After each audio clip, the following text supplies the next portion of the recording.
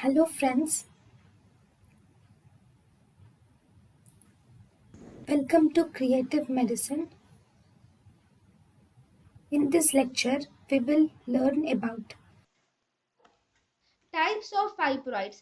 Fibroids can be uterine fibroids and extrauterine fibroids.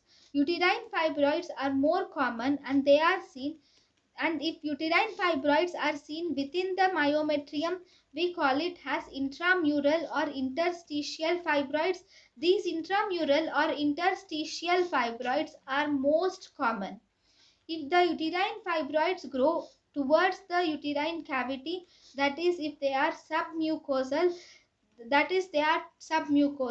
so these submucosal fibroids are the second most common cause of fibroids, type of fibroids. Third, the fibroids can grow into the peritoneal cavity. If they grow into the peritoneal cavity, we call it as subserosal fibroids. There are extrauterine fibroids which include cervical fibroids and broad ligament fibroids. Subserosal fibroids can be pedunculated or non-pedunculated.